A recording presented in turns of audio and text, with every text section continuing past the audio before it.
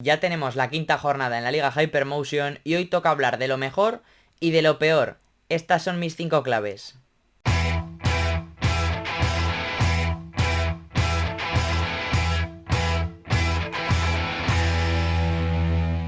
Muy buenas y bienvenidos a un nuevo vídeo en el canal. Hoy es lunes y hoy hay que hablar, evidentemente, como cada semana, que esto lo estamos haciendo ya desde el primer día y lo vamos a hacer hasta que acabe la temporada, de mis 5 claves, las 5 acciones, los 5 momentos más destacados bajo mi punto de vista de la semana, del fin de semana. Todavía queda ese último partido, el que enfrentará en el Ibercaja Estadio al Real Zaragoza y al Albacete Balompié, pero ya se han jugado otros 10 y pues por tiempos, como decimos todos los días, todas las semanas, siempre, pues hay que subirlo ya hoy. Así que hoy toca hablar de ello, de todo lo que ha pasado, que ha sido mucho. Y empezamos por la primera clave, que no puede ser otra, el primer hat-trick de la temporada. Lo que hizo Zakaria Echauri, el delantero neerlandés del Deportivo de La Coruña, con esos 3 goles en la segunda parte, siendo suplente, entrando en el minuto 71, jugó poco más de 20, y es que antes del 90 ya había hecho los 3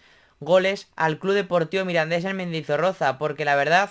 es que fue impresionante. El Depor había hecho una primera parte realmente buena, juntando por dentro ese cuadrado con Villares, con Luis Micruz, con también Jeremai y con, por supuesto, Mario Soriano, pero no acababa de cerrar el partido. Tras ponerse 0-2, ese gol de Bauza para los jabatos lo había abierto todo otra vez en la segunda parte, más o menos sobre el 70, y ahí Antonio Hidalgo decidió introducir su carta más especial, que fue evidentemente la del punta, que está siendo últimamente, está rotando con Mulatieri, y que en este último partido entró en el minuto 71, alrededor de un minuto después hizo el primero y después cayeron 2 más para acabar sentenciando un partido que la verdad es que confirma todo lo que pensábamos, porque es que lo del Depor es una auténtica barbaridad. Su inicio es muy bueno, pero es que es verdad que había tenido algún día que no había estado tan brillante, pero es que contra el Mirandés yo creo que lo confirmó todo. También atrás con unos defensas, con el caso evidente de Barcia, que está creciendo una barbaridad. También evidentemente con, por ejemplo, Loureiro. Bueno, la verdad es que está realmente bien, está encajando todas las piezas, y con esos 3 centrales, con 2 carrileros por la derecha, Mella, esa reconversión que está teniendo, el cuadrado de dentro y el punta, que fue el italiano, la verdad es que está brillando y está creciendo mucho el equipo gallego. La segunda no puede ser otra, porque está siendo una constante lo de los goles en los últimos minutos. Está siendo muy habitual desde el día 1, igual que otras temporadas. Pero es que en esta jornada fue todavía más pronunciado este tema, porque es que fue impresionante esa salvada bajo palos. Y esto no está dentro de la clave, pero es que había que mencionarlo. Esa salvada de Víctor Aznar y también de Recio para salvar la victoria del Cádiz ante el Eibar en el descuento, en la última jugada del partido. Pero es que aún así, esto fue muy tremendo, fue increíble, y aún así no entra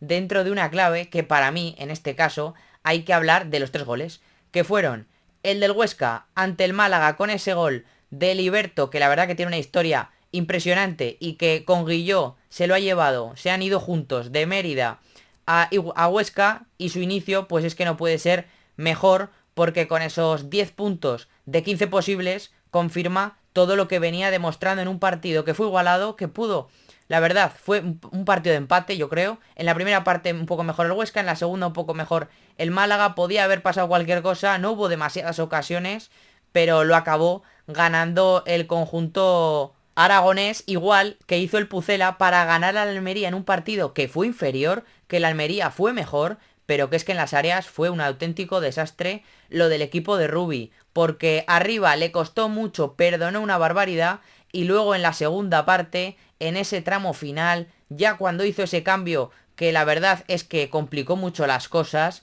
porque ahí no estuvo nada bien el Almería en ese último tramo, con el cambio, la sustitución que quitó a Nelson Monte y entró Aridane en el debut, pues la verdad es que le dio la victoria a un Valladolid que con la tasa y luego el canterano Maroto pues se llevó una victoria fundamental, porque es inicio de temporada, sí, pero es que ganarle a un equipo que en teoría va a ser rival directo, y además hacerlo como lo hizo, ganando 3-1 finalmente, creo que le refuerza y mucho al conjunto de Almada, como también lo hace al Burgos Club de Fútbol, porque se puso 0-2 en el Molinón en un partido en el que estuvo muy hundido prácticamente desde el principio de partido, pero se puso por delante muy pronto, se puso por delante con ese centro lateral espectacular de Florian Miguel que remató Ferniño, que está de dulce, lleva ya 3 goles en este inicio de temporada en 5 partidos, el delantero del Burgos. Después se puso 0-2 con un pase espectacular para empezar la contra, bueno, para empezar y para prácticamente terminar, porque el pase de que se recorrió todo el campo de Morante desde prácticamente su área hasta a Pen, que prácticamente le puso al centrocampista atacante por momentos del Burgos, prácticamente lo metió en el área del Sporting con ese pase, como digo, pues se puso 0-2. Aguantó, resistió en esos momentos complicados, con alguna parada de Cantero, pero sobre todo con una defensa de área que fue espectacular del conjunto de Ramis. Ya sabemos que es en lo que más destaca, porque con los centrales, con Córdoba, con Grego Sierra, pues ahí es muy fuerte. Y luego pues la figura de Atienza, que para mí fue el mejor del partido, que para mí fue el MVP, tanto defensivamente como luego en los momentos con balón, para superar presiones, para marcar los ritmos del partido. Y la verdad es que le está upando tanto a él como a su equipo a ser de los equipos que seguramente menos se habla, pero de los que mejor están compitiendo, de los equipos más sólidos, a pesar de que el partido se puso 2-2, porque finalmente en el último minuto, en el 90, una contra lanzada de nuevo por el Burgos, que impresionante, la verdad, la acción, la maniobra de Mariette González de Mario, el delantero burgalés, que ha llegado en los últimos días y que ha reforzado una delantera tremendamente interesante, porque con esa acción pues atraía a 4 defensas del Sporting, los superó a todos, se la dejó de nuevo a David González y este se la regaló a Mateo Mejía, el otro delantero. Y es que los dos puntas, tanto Mario como Mateo, los dos llegados en este mercado invernal, están siendo revulsivos de oro, porque Mateo ya metió en el debut en el primer partido ante la Cultural. Este fin de semana lo ha vuelto a hacer, ya van 2 goles, siendo suplente de un Ferniño que, como decimos, está en un momento sensacional y que refuerza un equipo que es que desde el banquillo, ya en los 11 titulares, es un equipo fuerte, pero es que desde el banquillo está sumando piezas realmente interesantes, alternativas que cambian partidos y que están haciendo pues una mejoría colectiva tremendamente interesante para ganar un partido que era realmente complicado ante el Sporting, porque el Sporting era otro de los que mejor había empezado y ahora pues con esta victoria pues lo vuelve a poner todo patas arriba en la Hypermotion. En la tercera clave yo quiero hablar de una mejoría clara que fue la de la segunda parte del Andorra, porque lo que no pudo hacer ante el Eibar en Ipurúa hace unos días, en la jornada 4, sí que lo pudo hacer ante el Córdoba en casa en Andorra, el equipo de Ibai Gómez, porque en el descanso, ese descanso marcó mucho. En Ipurúa, como digo, estaba sufriendo muchísimo con la presión del Eibar, con la presión del equipo de Beñat San José, presionando muy arriba, emparejando en salida de balón del Andorra, y pues prácticamente es que el Andorra no encontraba situaciones para progresar en el juego, para salir de su área o de su campo propio, porque la verdad es que el Eibar estaba robando muchísimo, muy arriba y generando las mejores ocasiones. De hecho, así ganó el partido el equipo de San José. Pero es que en la segunda parte se podía haber cambiado un poco la torna, podía haber crecido el Andorra, podía haber encontrado alguna solución, ya no digo en la primera parte conforme avanzaba el partido, sino en el descanso, y no lo consiguió. En ningún momento lo consiguió prácticamente, más allá de alguna acción individual de Olavarrieta. Pero es que este fin de semana contra el Córdoba sí que lo hizo, porque la primera parte fue totalmente del equipo de Iván Ania, que hizo una primera parte sensacional que se puso 0-1,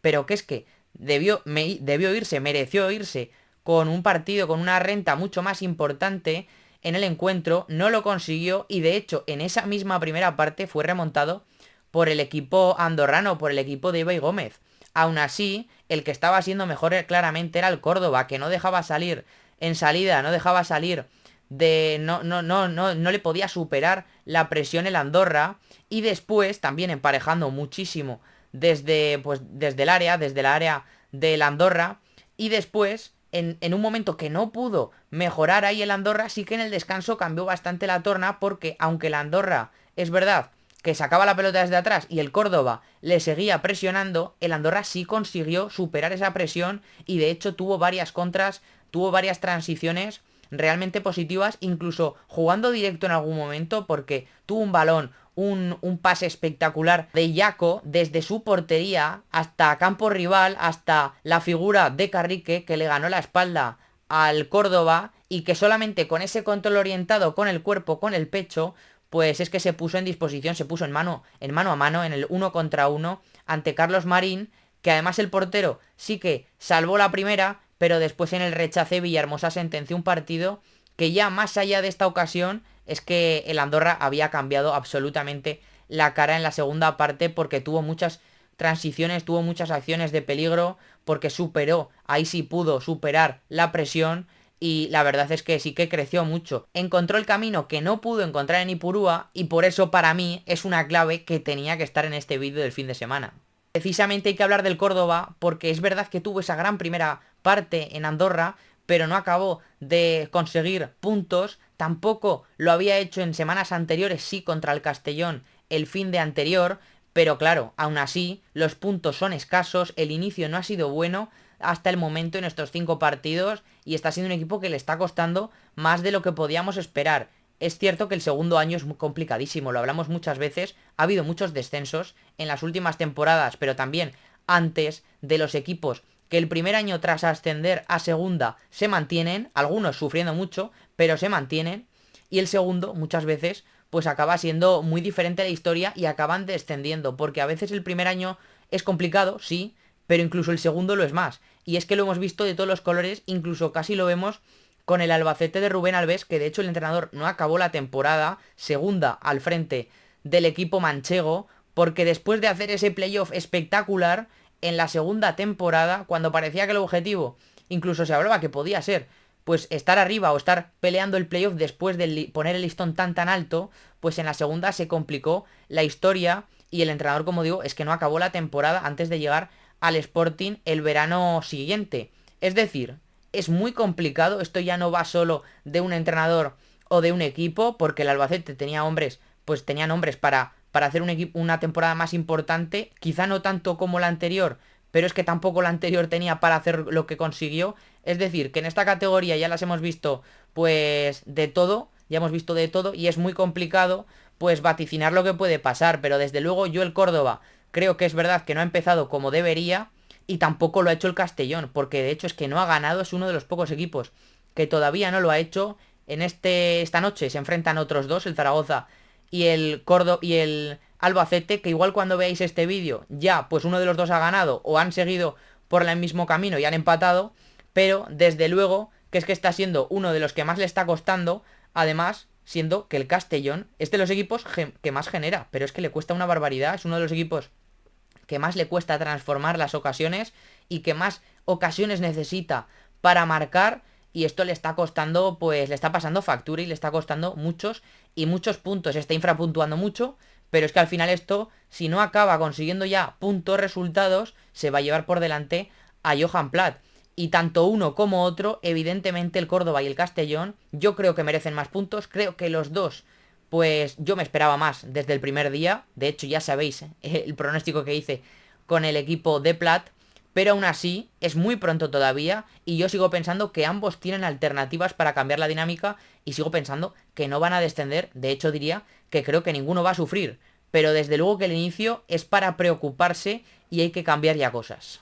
Y luego, aparte de lo del Burgos ganando, asaltando el Molinón, pues hay que hablar de uno de los partidos más surrealistas de la jornada. ¿Cómo me voy a dejar esto? ¿Cómo no voy a hablar de esto? Porque lo que hizo la Cultural y Deportiva Leonesa en Santander fue histórico, absolutamente histórico, porque el conjunto de Raúl Llona se puso 0-4 en el Sardinero. El colista, que no había ganado, que sumaba un punto de 12, que había conseguido un empate y 3 derrotas en los primeros 4 partidos, llegó al estadio del Real Racing Club de Santander y lo hizo ante un equipo, el de José Alberto, que había ganado todo, que sumaba pleno de puntos, 12 de 12, que contaba sus 4 partidos por victorias, las 4, y que pues llegaba